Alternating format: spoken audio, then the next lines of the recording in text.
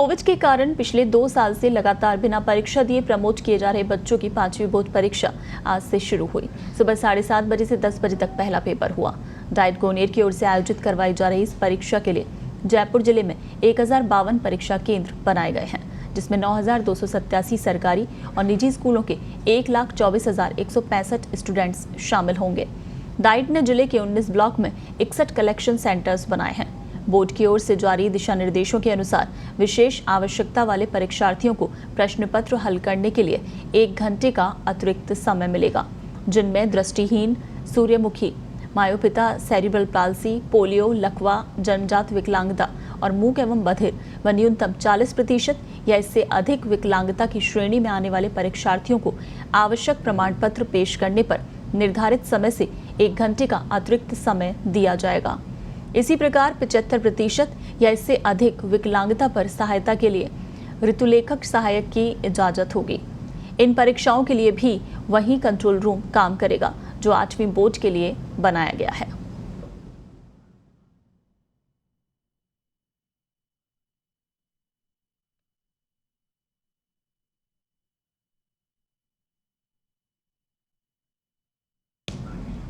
चलिए इस पूरी खबर पर ज्यादा जानकारी और अपडेट के साथ हमारे सहयोगी राखी फोन लाइन पर हमारे साथ जुड़ी हैं। राखी, 5वीं बोर्ड की परीक्षाएं भी आज से शुरू हो गई हैं और पहला पेपर हो चुका है 7:30 से 10 बजे के बीच में। किस तरह की तैयारियां इस दौरान, क्योंकि 2 साल जो कि कोरोना में निकले हैं, बच्चों को ऐसे ही प्रमोट किया गया और उसके बाद अब ये परीक्षाएं आयोजित हुई हैं। जी पूनम, बिल्कुल, क्योंकि बच्चों की जो परीक्षाएं 2 साल के बाद हो रही हैं। अभी तक बच्चे को लगातार प्रमोट किया जा रहा था, उसके बाद 5वीं का बोर्ड का एग्जाम देंगे। हालांकि बोर्ड एग्जाम जरूर है, लेकिन इसमें भी बच्चों को फेल नहीं किया जाएगा। सबसे बड़ी बात यह है कि 5वीं क्लास के में जो बच्चे होंगे उनको फेल नहीं किया जाएगा। बच्चों जो है वो सभी बच्चों को पास होंगे इसके अंदर। 8वीं बोर्ड में इस बार पहली बार ऐसा किया गया था, बच्चों की ई ग्रेड आती है तो उनको सप्लीमेंट्री परीक्षा देनी होगी, लेकिन 5वीं बोर्ड की परीक्षा में इस तरह का कुछ भी नहीं है। सिलेबस चूंकि सरकार पहले ही कम कर चुकी थी बच्चों कोविड काल को देखते हुए, और जो बच्चों की लंबे समय तक स्कूल भी बंद रहे थे, तो उनकी सभी बच्चों की ऑनलाइन क्लासेस जो थी वो लगातार जारी थी। उसके बाद जब ऑफलाइन स्कूल शुरू हुए तो बच्चों को स्कूल बुलाया गया था। उसमें भी बड़ी संख्या में पेरेंट्स ऐसे थे जो बच्चों को स्कूल नहीं भेजना चाह रहे थे, तो उनके लिए भी ऑनलाइन क्लासेस की व्यवस्था भी पैरेलल चलती रही थी। सिलेबस बच्चों का टाइम से पूरा हो चुका था, क्योंकि ऑनलाइन क्लासेस लगातार चल रही थी। उसके बाद उनका रिविजन भी करवाया गया और बच्चों का जो लर्निंग गैप कम करने के लिए भी सरकार ने जो शिक्षा विभाग ने विशेष कार्य योजना तैयार की थी, जिसके अंदर बच्चों का जो सिलेबस था उसे पूरा करवाया गया, जिससे उनको रिवीजन सारा करवाया गया। तो उसके बाद ये परीक्षा जो है आज बच्चों की आयोजित की गई। राखी, बिल्कुल 2 साल जिस तरीके से कोरोना की वजह से निकले हैं, बच्चों को प्रमोट किया गया, उसके बाद अब इस परीक्षा का आयोजन हुआ है, लेकिन अभी भी अगर देखा जाए तो संक्रमण के मामले जिस तरह से बढ़ रहे हैं, चौथी लहर को लेकर सब कोई आशंकित है।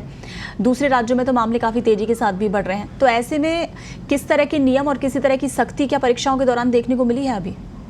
जी देखिए, लगातार स्कूल जो है सामान्य रूप से, क्योंकि सरकार ने पहले ही स्कूल को सामान्य रूप से 100% उपस्थिति के साथ खोलने के निर्देश दे दिए थे, लेकिन सरकार ने ये भी कहा था जब स्कूल खोलने के निर्देश दिए गए थे 100% उपस्थिति के साथ, कि कोविड गाइडलाइन की जो है, कोविड प्रोटोकॉल की जो पालना है वो स्कूल में की जाए। निर्धारित दूरी तय करते हुए बच्चों को बुलाया जाए, मास्क वगैरह के लिए और सैनिटाइजर की व्यवस्था के लिए भी कहा गया था। लेकिन जैसे जैसे दिन गुजरते चले गए, हमने देखा कि लापरवाही आम हर जगह पर, सार्वजनिक स्थानों पर भी लापरवाही सामने आ रही है। कोविड के केस दोबारा से बढ़ने लगे।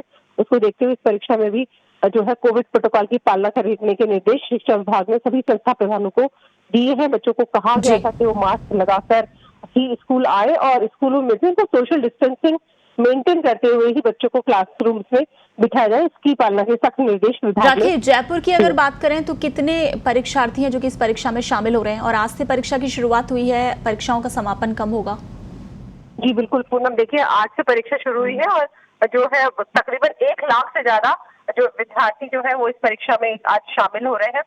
गणित की परीक्षा हो चुकी है, कल उनकी इसके बाद परीक्षा होगी, इसके बाद हिंदी की।